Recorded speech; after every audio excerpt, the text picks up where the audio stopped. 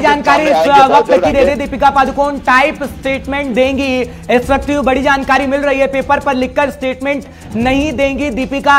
बड़ी जानकारी इस वक्त मिल रही है, जो सीधे सूत्रों के हवाले से खबर मिल रही है, जो अशोक पांडे लगातार पहुंचाने की कोशिश करें कि दीपिका बोलेंगी और एनसीबी के अफसर टाइप करेंगे। ये बड़ी जानकारी, क्योंकि दीपिका पादुकोण से पूछताछ लगातार जारी है, लेकिन इस वक्त किस तरीके से स्टेटमेंट दिया जाएगा उसकी जानकारी हम आप तक पहुंचा रहे हैं, क्योंकि दीपिका पादुकोण टाइप स्टेटमेंट देंगी। बड़ी जानकारी इस वक्त की, पेपर पर लिखकर स्टेटमेंट नहीं देंगी दीपिका पादुकोण बोलेंगी और उसको टाइप किया जाएगा टाइपराइटर की तरफ से। जो बड़ी जानकारी इस वक्त मिल रही है, क्योंकि एनसीबी के अफसर उसे टाइप करेंगे। बड़ी जानकारी इस वक्त की सूत्रों के हवाले से मिल रही, जो एनसीबी के दफ्तर के अंदर की जानकारी है वो भी हम आप तक सीधे पहुंचा रहे हैं, क्योंकि दीपिका पादुकोण टाइप स्टेटमेंट देंगी, जिसकी जानकारी इस वक्त की बड़ी हम आप तक पहुंचा रहे हैं। हर एक जानकारी सबसे पहले हम आप तक पहुंचा रहे हैं, क्योंकि पेपर पर लिखकर स्टेटमेंट नहीं देंगी दीपिका पादुकोण। लेकिन इस बीच संजय राउत क्या कुछ कह रहे हैं, फटाफट से सुन लेते हैं। स्पॉट बॉय से लेकर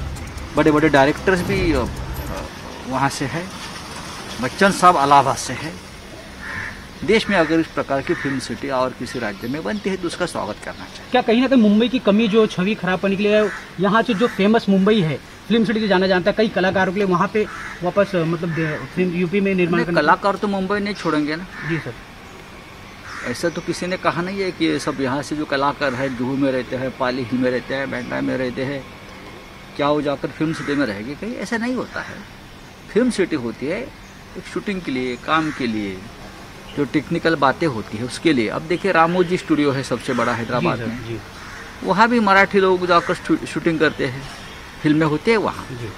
मॉरिशस में जाते हैं अब शूटिंग के लिए, कजाकिस्तान की सरकार ने शूटिंग के लिए बहुत अच्छा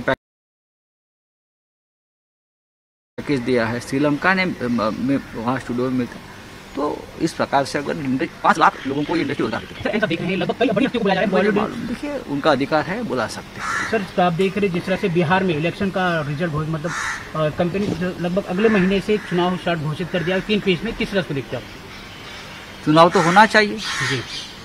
विधानसभा की मुद्दत खत्म हो रही है तो चुनाव तो करने चाहिए, लेकिन क्या तो तमाम मुद्दों पर वो बातचीत कर रहे थे, तमाम मुद्दों पर बोल रहे थे। एनसीबी को लेकर वो बोले कि एनसीबी का अधिकार है और एनसीबी को बुलाना चाहिए, संजय राउत की तरफ से कहा गया है। अशोक पांडे लगातार बने हुए हैं, हकीम भी फटाफट जानकारी आप तक पहुंचाएंगे। हकीम फटाफट से जानकारी दीजिएगा, फिर अशोक पांडे के पास चलेंगे। क्या श्रद्धा कपूर, सारा अली खान अपने घर के से निकल चुकी हैं, क्योंकि सुरक्षा चाक चौबंद और कड़ी की गई है उनके घर के बाहर? क्या वो किसी होटल में है या फिर घर से सीधा एनसीबी दफ्तर पहुंचेंगी? हकीम, सारा अली खान तो अपने मकान पर है, वहीं से निकलेगी, क्योंकि पुलिस की सुरक्षा जो है वो लगातार वहां पर बढ़ाई जा रही है। कुछ ही देर में जो है वो निकलने की तैयारी है। जिस तरीके से श्रद्धा कपूर की अगर बात करते हैं तो श्रद्धा कपूर अब तक जो है वो नजर नहीं आएंगे, लेकिन एनसीबी के दफ्तर में 11 बजे तक जो है वो जरूर नजर आ जाएगी, क्योंकि समन जारी कर दिया गया था। 11 बजे का समय तय है, 11 बजे से पहले जो है श्रद्धा कपूर को जो है एनसीबी दफ्तर पहुंचना है। भले वो कहीं रहे, लेकिन एनसीबी दफ्तर आज वो जरूर आएगी। जिस तरीके से ये सारी चीजें नजर आ रही है, कहीं न कहीं एनसीबी पूरी तरीके से ये मामले को खंगाल रही है और आज तीनों बड़े अभिनेत्रियां जो है वो एनसीबी के सामने जो है जिनको पकड़ होना है, या इससे पहले दीपिका पादुकोण आ चुके हैं। सारा अली खान की तैयारी चल रही है। श्रद्धा कपूर जो है वो 11 बजे से पहले किसी भी हालत में जो है वो आज एनसीबी के दफ्तर में आएगी, क्योंकि ऐसे अभी कोई जानकारी नहीं कि श्रद्धा कपूर ने किसी तरीके का ऐसा अर्जी की हो कि आज वो हाजिर नहीं होगी एनसीबी के सामने। पूरे तरीके से श्रद्धा कपूर को आज ही जो है एनसीबी के सामने हाजिर होना होगा। और बिल्कुल, और कुछ देर में तस्वीर में हम अपने दर्शकों को दिखाएंगे। अशोक फटाफट से जानकारी दीजिएगा, क्योंकि इस मामले में राजनीति भी खूब हुई। संजय राउत को हम सुन रहे थे, संजय राउत के कहीं ना कहीं जो बोलती है वो थोड़ी थोड़ी बदली नजर आ रही थी, क्योंकि संजय राउत कॉन्फिडेंस से बोलते थे कि बदनाम करने की कोशिश की जा रही है, बिहार के अंदर चुनाव है इसलिए बदनाम किया जा रहा है मुंबई को। लेकिन अब तो वो बोल रहे हैं कि एनसीबी का अधिकार है और एनसीबी को तभी बॉलीवुड तमाम हस्तियों को बुलाना चाहिए। ये संजय राउत बोल रहे हैं, जो कहीं ना कहीं कहते थे कि मुंबई को बदनाम करने की, महाराष्ट्र सरकार को बदनाम करने की कोशिश की जा रही है। लेकिन अब थोड़ा कॉन्फिडेंस लो हो गया है संजय राउत का। हो गया है थोड़े से, ऐसा है हर्ष।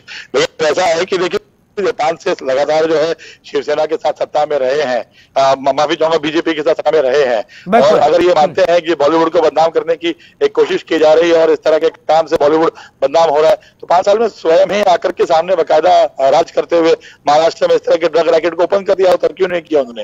लेकिन ये कहना कि अब बॉलीवुड को बदनाम किया जा रहा है, जो कॉन्फिडेंस की बात कर रहे हैं, कॉन्फिडेंस लो इसके लिए हर्ष, क्योंकि देखिए लगातार अब तक इस पूरे मामले को लेकर 24 लोगों की 24 पेडलर्स की गिरफ्तारी हो चुकी है। देखिए मामला शुरू हुआ सुशांत सिंह राजपूत की मौत से लेकर के, कि मृत्यु हुई है, हत्या की गई है या हत्या का प्रयास किया गया या आत्महत्या करने के लिए उकसाया गया है, यहां से शुरू हुआ। लेकिन आपको तो देखिए सबसे अहम इसमें यह था ईडी द्वारा जो मिले हुए चैट।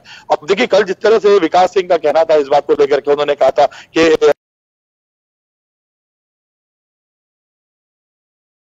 जो है जांच अलग दिशा में जा रही है, लेकिन विकास सिंह को ये नहीं भूलना चाहिए कि जिस तरह का उन्होंने कहा कि इसका मतलब नहीं है जिस तरह से गिरफ्तारी हुई है कोई ज्यादा गिरफ्तारी नहीं होगी, कहीं ना कहीं ये स्टेटमेंट उनका अपने लिए भारी पड़ता है, क्योंकि अब रिया के जो वकील है वो इस तरह के स्टेटमेंट का इस्तेमाल करके कोर्ट में खड़े हो सकते हैं। लेकिन ये कह देना कि देखिए जांच जिस दिशा में शुरू हुई थी अब उसी एंगल से आ गई है। जिस तरह से देखिए सुशांत सिंह राजपूत के पिता ने कहा था कि मेरे बेटे को जहर देकर मारा गया। अब ये चीजें अगर सामने क्लियर हो जाती हैं कि ये ड्रग्स के माध्यम से सुशांत सिंह राजपूत की मौत और अभी तो ये शुरुआत है ना अशोक पांडे, अभी तो मुंबई पुलिस पर जो सवाल खड़े हो रहे थे, महाराष्ट्र सरकार पर जो सवाल खड़े हो रहे थे, अभी तो तमाम सवाल खड़े होंगे कि कैसे मुंबई पुलिस के नाक के नीचे ड्रग का पूरा जो खेल था वो चल रहा था, बॉलीवुड की पार्टियों के अंदर ड्रग्स परोसा जा रहा था, तो महाराष्ट्र सरकार भी तो घेरे में आएगी क्या? इसी वजह से खामोशी एक तरीके से मुंबई के अंदर, महाराष्ट्र सरकार की कहें?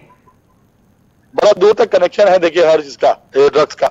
ये सिर्फ हिंदुस्तान में नहीं है, पाकिस्तान से होते हुए दुबई के जितने बड़े बड़े आका बैठे हुए हैं सभी तक ये मामला पहुंचा हुआ है, और बहुत बड़े स्केल पर जो है बॉर्डर से जो है ये ड्रग्स की जो है बड़ी बड़ी खेप जो है ये हिंदुस्तान में पहुंचाई जाती है, जिसमें प्रमुख माना जाता है पंजाब के अलावा कश्मीर की बात करें तो वहां से भी इस तरह के ड्रग्स को जो है देश में लाने का काम किया जाता है। लेकिन जिस तरह से देखिए ड्रग्स को लेकर के एनसीबी ने शिकंजा कसना शुरू हुआ है, उसके बाद लगातार हम देख रहे हैं कि अलग राज्यों में बॉर्डर्स पे इस तरह की जो कार्रवाई है वो तेज हो गई है, और कई बड़ी मात्रा में कई जगहों पे तो मतलब इस तरह के ड्रग्स को पकड़ा भी गया है। तो देखिए ऐसा है कि ये मामला जो है ये नहीं कह सकते हैं कि ये सिर्फ बॉलीवुड एक्टर्स तक जुड़ा हुआ है। अब जिस तरह से इस पूरे मामले को लेकर बॉलीवुड के जो बड़े बड़े कलाकार है उनका नाम सामने आना शुरू हुआ है, तो कुछ समय के बाद अगर हम ये कह दें कि इस मामले को लेकर के जो बड़े बड़े राजनेता है उनका नाम भी सामने आ जाएगा और आ सकता है, तो ये गलत नहीं होगा। शायद इसी वजह से आज संजय राउत के जो थोड़े नरम पड़ गए हैं, थोड़ा सा शांत होकर बोल रहे हैं, पहले की तरह नहीं बोल रहे हैं, क्योंकि देखिए संजय राउत अकेले एक ऐसे नेता है जिन्होंने सुशांत सिंह राजपूत की और जिस तरीके से आदित्य ठाकरे का भी तो नाम आ रहा था अशोक, आदित्य ठाकरे का अगर जिक्र करें तो कंगना तो कह रही हैं कि आदित्य ठाकरे का नाम सामने आ रहा है, लेकिन आदित्य ठाकरे को